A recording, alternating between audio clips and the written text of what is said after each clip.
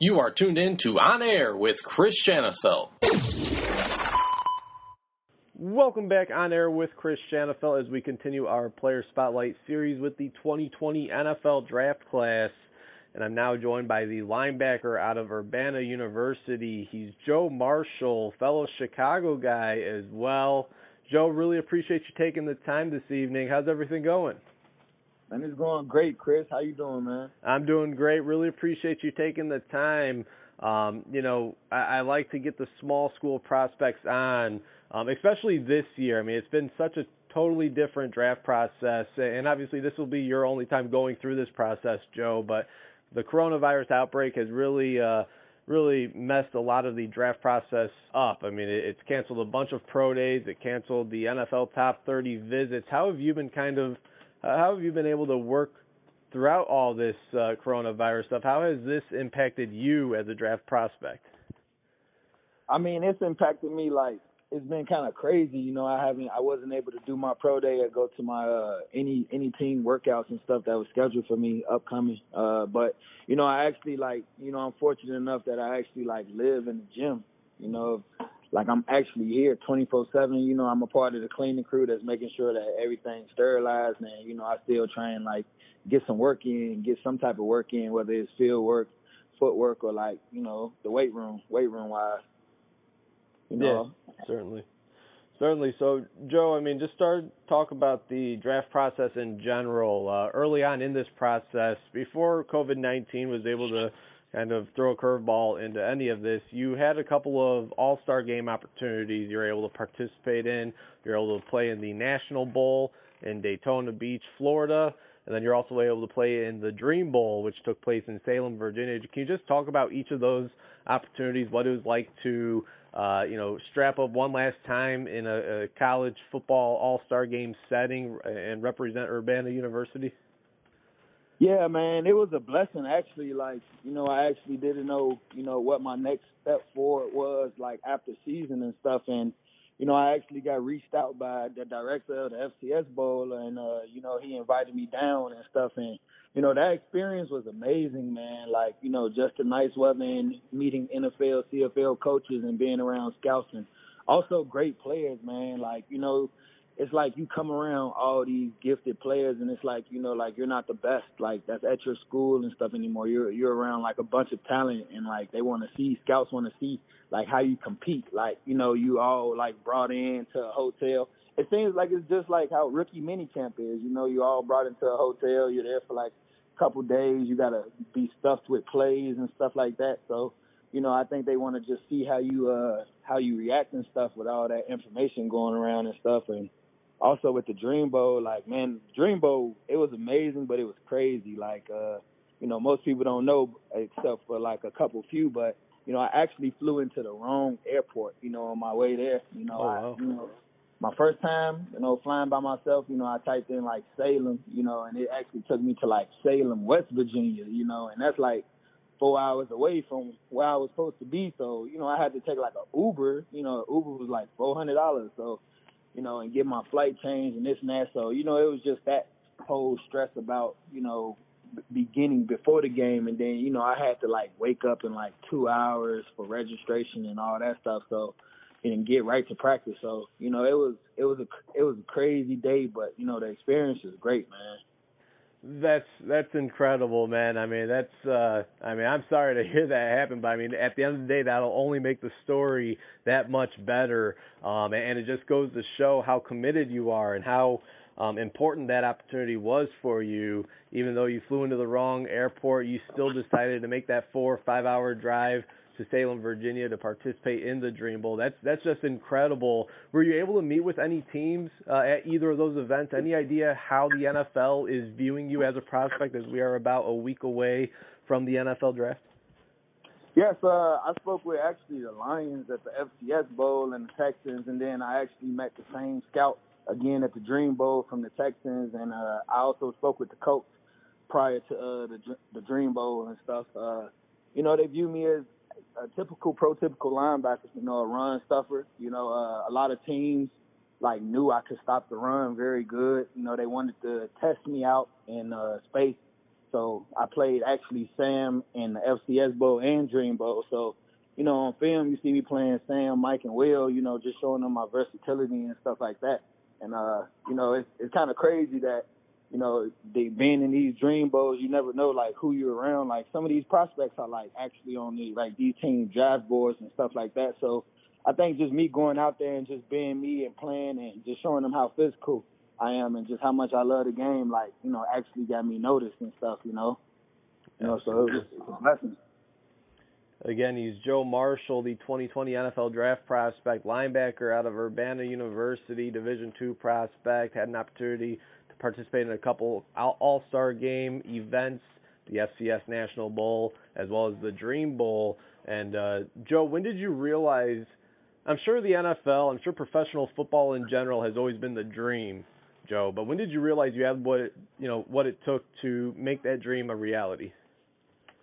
Man, I realized, like, the hard work it actually took with school, like I always, at first I didn't actually start playing football till my junior year of high school. I was one of them, rough kids, grew up in a rough neighborhood and stuff, had the wrong influences around me and stuff. So, I'm going to be honest, like most kids, like I wasn't a natural leader, I was a follower, but, something like made me want more, like something sparked in my head, like, like living in the hood and stuff, like it just seemed like a rerun over and over.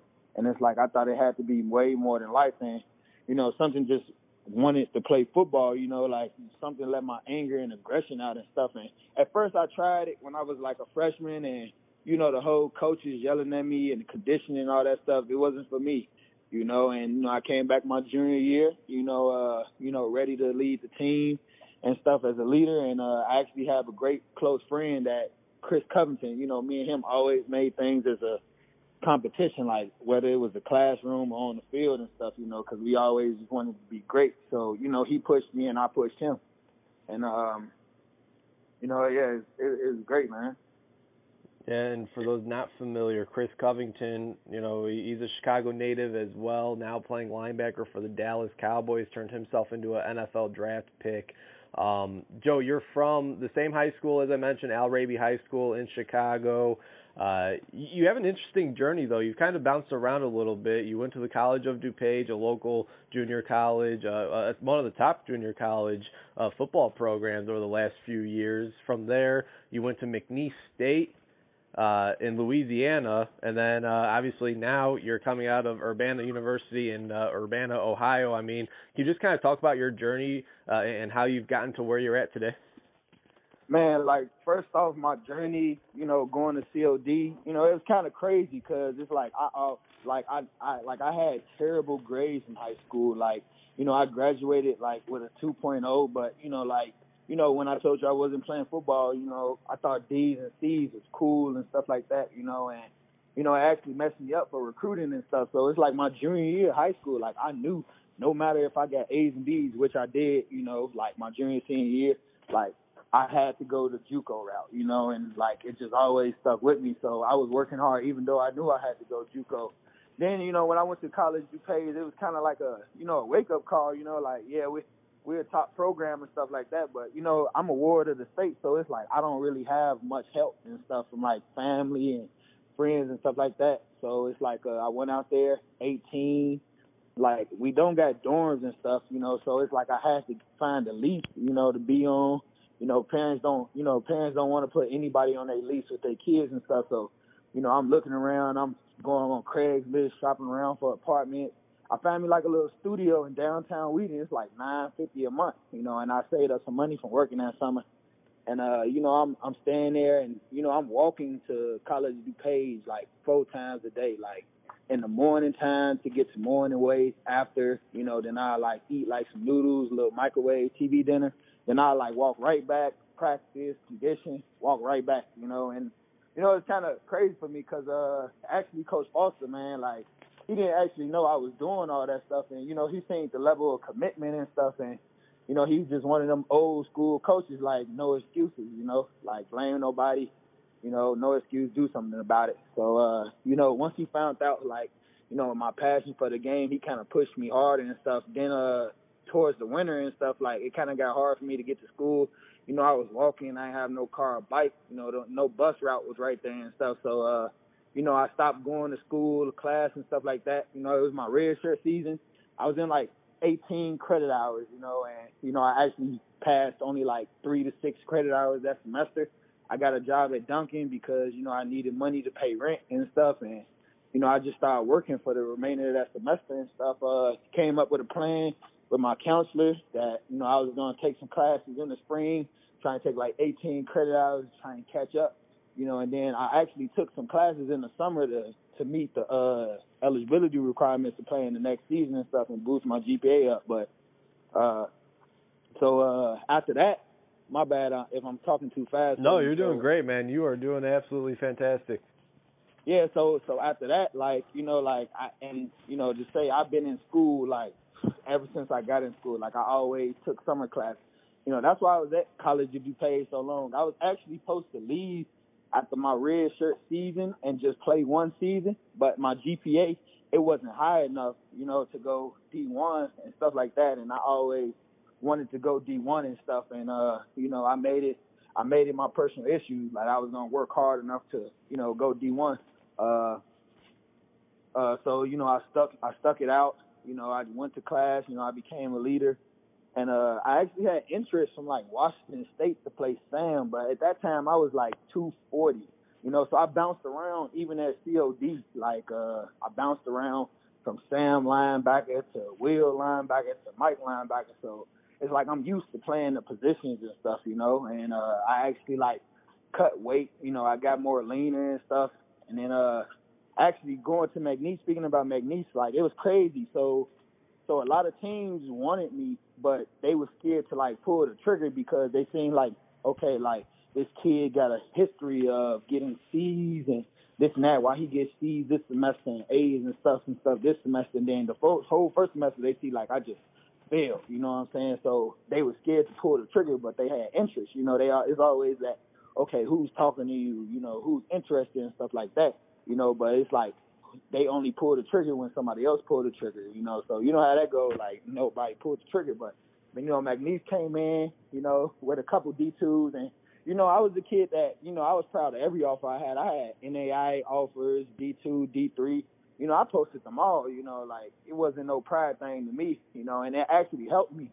It's like I started posting like NAI offers, getting like D3 offers, getting D2 offers, getting like D1 AA and stuff like that, and then interest from like FBS schools. So, it was a crazy roller coaster for me. So, when McNeese came, like, they said they loved me, they was willing to offer me. I had a 2.3 GPA at the time, and I had to take 18 credit hours in the spring. And, like most junior college kids, like I waited to take the hardest classes, like at the end of the whole journey. So it's like I got to take college level math. I got to take a weather class.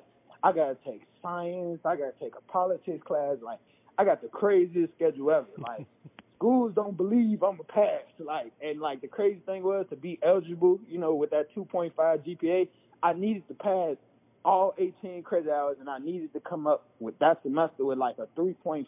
You know what I'm saying? So, it's crazy. Like I actually did pass all them classes. I came up with a 3.5. Like I'm happy. I'm like, man, like, you take a break, you be like, man, I got this little break. Graduation coming up and stuff like that.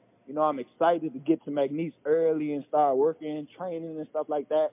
I get that call, like, it's that call, like, okay, like, yeah, Joe, it was something that we missed. Like you can't come here no more. And like, that just broke my heart. I'm like, man, I just did all this. I went through all this in junior college, like of starving, sleepless nights and this and that, like, what you mean I can't come? Like, it's got to be some way I could come, something I can do. I thought it was like something on my part that I was doing wrong. But, so since I was in junior college, my redshirt year, and I played too, like basically I only had like 100, 200 level classes. So I needed like 300, 400 level classes to be considered like a junior, senior and stuff like that. So they told me like, man, like you got to like, it's 2 days before I walk the stage at COD. They like, man, you got to take summer classes, 12 credit hours, 300, 400 level classes and stuff like that. So I'm like, oh man, like another. It's like I'm like it never ends. I told my counselor like it never ends and stuff with school, and we kind of laughed about it and stuff. But I grinded out the summer and stuff. Taking like calculus, pre-calculus, and all that stuff, man. Trigonometry and an art class, art appreciation class, and all that stuff. Like just grinding it out. And then I finished up, so I was able to report to camp like August. But it's like they done already went through the summer and stuff like that. So, I'm a little behind, so they trying to catch me up and get me acclimated to the weather and stuff like that.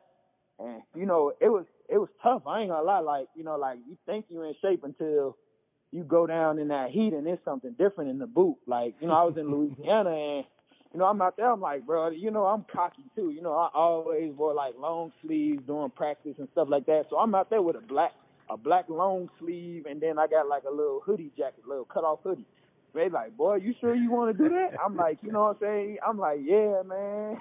Talking about my whole body cramp up, and it was kind of crazy because like, and after that, I like literally stopped wearing all the long sleeves and all the black this and that.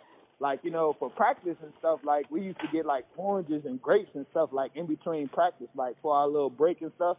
But like when most people get water and stuff, we get oranges and grapes and stuff, to help cool us down and stuff. Like it used to be so hot out there, man. I'm talking about like our cleats are burning at the bottom. Like you'll have to get a new pair of cleats almost every day because the bottom just burnt off. And it was a great experience for me. I had some great coaches there. Coach Guidry, man, they seen something in me that, I didn't even see in myself. They came all the way from Louisiana to get me from Chicago. So, I was excited, man. Excited of the process. And, I actually was behind BJ Blunt. He was a prospect and stuff a year ahead of me and stuff. And, he got undrafted free agent with the Redskins and stuff. And, just talking to my linebacker coach, like they always like draft better linebackers than they had the year previous and stuff. So, they was looking at me to become the man after BJ and stuff, Yeah, I was actually going to ask you about what it was like to, play alongside B.J. Blunt, be in the same linebacker room as B.J. Blunt. As you mentioned, he went on to sign with the Washington Redskins. He recently just signed with the CFL now, but a fantastic athlete. He was actually in the East-West Shrine game a year ago. He won Conference Defensive Player of the Year. He was a tackling machine. He made plays. The guy had a motor unlike any other. What was it like to play alongside him? How were you guys able to kind of complement each other? What was that experience like?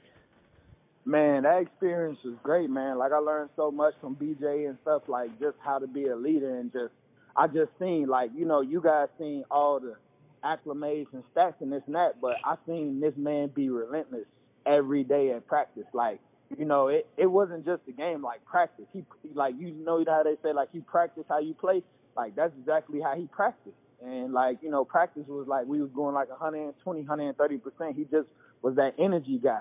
Like, he just was that person that, just gives the whole team energy. And, like, me learning from BJ and stuff, like, just learning about how to break down film. Like, I'm not going to lie, like, I actually thought, like, BJ wouldn't like me at first when I first came in because, how, okay, they got a junior college prospect trying to come in. I'm trying to play just like him. So I'm thinking he's going to look at me as competition and stuff. But, he opened his arms to me. He welcomed me in as a brother and stuff. He invited me to his house to, like, break down film. Like, we used to train. Like, he used to push me out to practice. We'll run gashes and stuff. Like, it's the little stuff that, people don't know that went on and stuff like that helped me get to where I am. And, BJ's amazing, man. Like, I talk to him every now and then. I actually just talked to him yesterday. He wished me happy birthday and stuff, man. Like, he down there in the boot. Like, I got to slide on him, actually, so we can get some training and stuff done. Absolutely. Again, he's Joe Marshall, the 2020 NFL Draft prospect linebacker out of Urbana University. So from McNeese State, you go to Urbana, Division II school in Ohio, and that would be where you finish your collegiate career at. How was your experience there? And just overall, how would you just describe your overall college football experience, beginning at College of DuPage, having a stint there at the D1 level at McNeese State, and then finishing up at the Division II level at Urbana? Man, I say Urbana, man, like, actually it's crazy. Like, Urbana was one of the D2 teams that was recruiting me and stuff. and I was actually going to commit there before I went to McNeese. But when McNeese came, they offered, everything, man, like full everything. So it was something that I couldn't pass up and stuff. And I actually went back to Urbana and stuff. I still had good relations with the coaches because I always was pressed. My coaches always told me like you want to like leave like good impressions with people and stuff like that. You never know like when you might need them or how life might end up. So I always kept a good contact with them and stuff. And it was different. Like it was a good experience and stuff because it's blue collar. Like it's blue collar. It's no distractions for real. Like you're in the middle of nowhere. Like there's no reason why you shouldn't be a great football player with no distractions and stuff. I mean, Columbus is 40 minutes out, but other than that, like, there's nothing to do. Like, it's just football. Hey, Joakim Noah said it best, man. Joakim Noah said it best. I won't reiterate the quote, but we know what Joakim Noah thinks about Ohio. yeah. I remember it too, man. I used to joke with my teammates all the time, and they'd be like, man, like, what Chicago got and stuff like that. I'd be like, man, Chicago's crazy, but I love that I'm from Chicago because Chicago, like, I'm sorry to go off topic, but, I'm talking to, like, some of my friends and stuff in Louisiana, and, like, I'm just telling them about some of the stuff that I done experienced and seen in Chicago, and, they just telling me, like, it ain't normal, you know what I'm saying? Like, some of the stuff, like, we see here and, like, experience, like, ain't normal other places. And it kind of, like, shocked me, like, man, like, this don't go on here. Like, you would think, like, they'll see or, hear about some stuff like that, like, in some of them places and stuff like that. But it's crazy they actually don't, though, so that's another crazy thing. That's for another topic. But, yeah, so Urbana, like, it actually humbled me, going from, like, D1 to a D2. Like, man, like, the weight room, like, it was small, man. Like, it was like we was, like, in a little shed and stuff, like, with metal weights and stuff like that. And, and like, man, you just like, man, like, I just went from this, having all this to now this and stuff like that, because at D1, like, I know I wasn't the only D1 player. Like, even at McNeese, we had a lot, but, you used to be like, man, I wish we had a little bit more and this and that and stuff like that. And, you find out, like, man, it's like that everywhere. But then, like, when you actually drop down a level and stuff, like, you actually appreciate everything you had at the last level and stuff like that. So, it was a very humbling experience for me and stuff. The coaches is great. I actually got to coach. My defensive coordinator was Joe Neiman. Man, he was great, man. My head coach, Coach Haynes, and my linebacker coach, Coach Evans.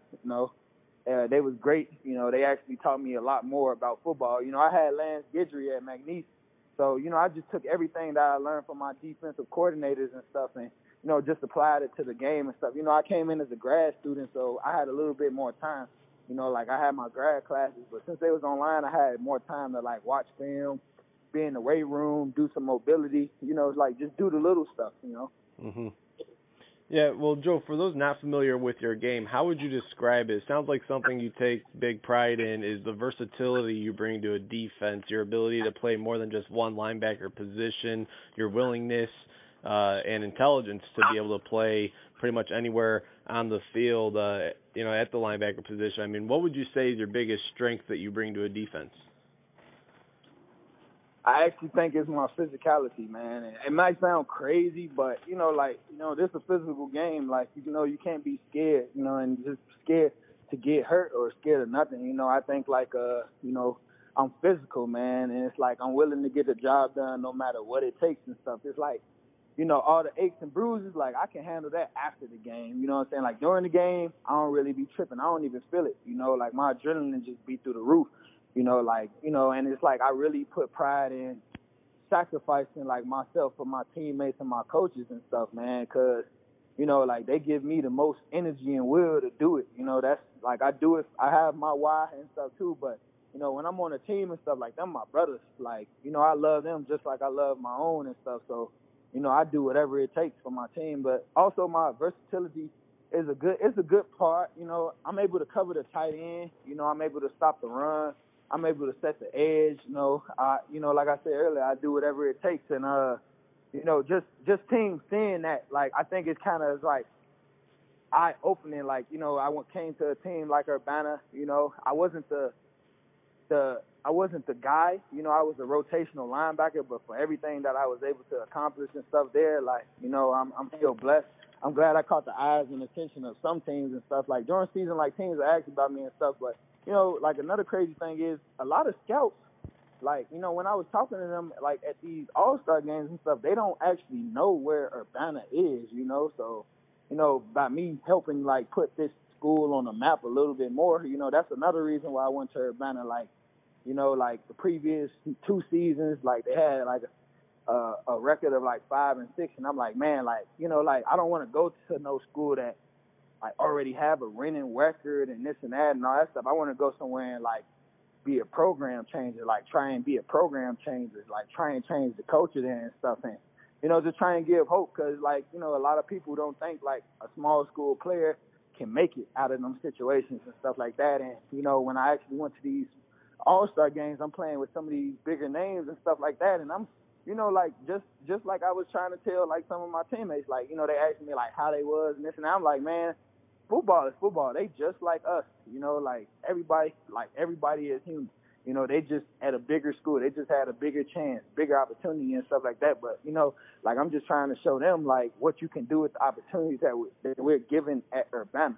You know, like it's a blessing to play college football, because a lot of my homies and old teammates, you know, like they didn't get a chance to play football, you know, regardless of what level it is, you know. So, you know, I was talking to a scout, man. The scout said, like, as long as you get in film, you're good, you know, because they said the moment you stop getting film, then they said, like, your football career is basically over, you know.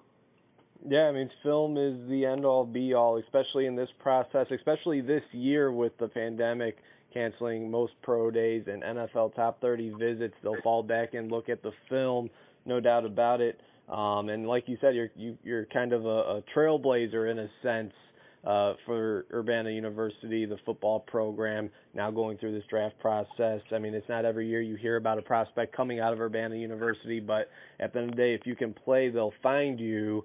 We see it every year, no doubt about it. What about your most memorable play that you've made throughout your collegiate career? It could be at the JUCO level at the College of DuPage. It could, you know, even be in a practice of yours at McNeese, or even this past season at Urbana. You know, going down the road 10, 15 years from now, what will be that first play that pops into your mind? Oh, man, actually my play against Iowa Western in junior college, going against, like, Kai Locksley, Michael Locksley's son.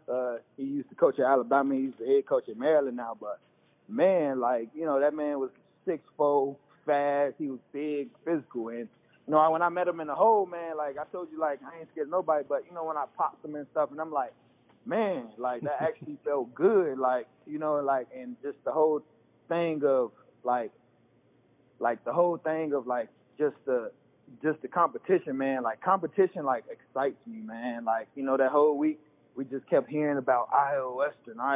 Like, you know, like, they players are, like, it's like a mini D1. Like, that school can beat a couple Division I schools, man. Like, you know, it just bounced backs all over and stuff. And, you know, like, it was crazy. I was actually joking with my linebacker coach in junior college.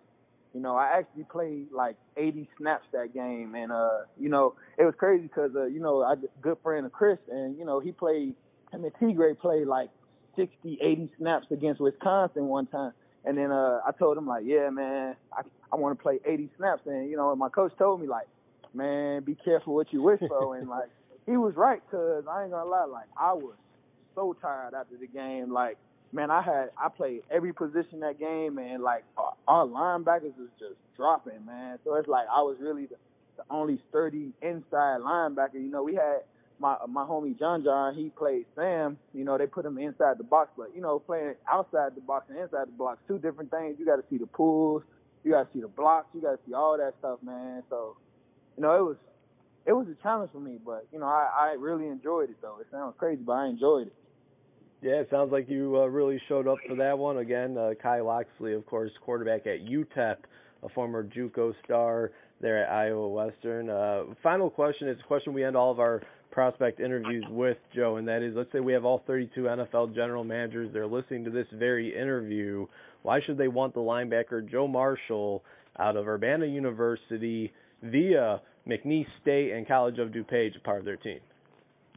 I mean, you want the underdog. I mean, the best part about being an underdog is they never see you coming, and it's just my character and my work ethic. Like I love to show up to work. Like football is not a hobby to me. Like I actually treat it like a job.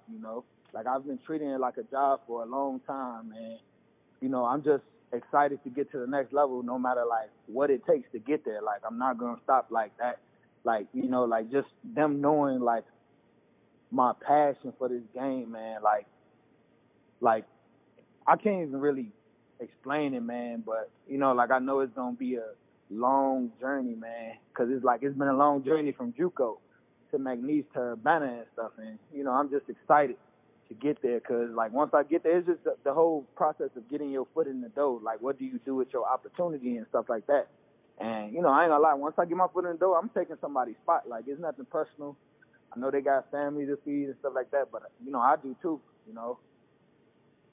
Yeah, you made the most of every opportunity handed your way up to this point. Dealing with a lot of adversity. As you said, you would walk to College of DuPage and back home about 3-4 times a day at times. And then, of course, going to McNeese, transferring down to the Division II level at Urbana University and making the most of that opportunity. Then you make the most of the All-Star Game opportunities as well, the National Bowl as well as the Dream Bowl, and now here we are a week away from the 2020 NFL Draft. Joe, really appreciate you taking the time and wishing you all the best, man. Appreciate it, Chris, man. I thank you for having me on, man.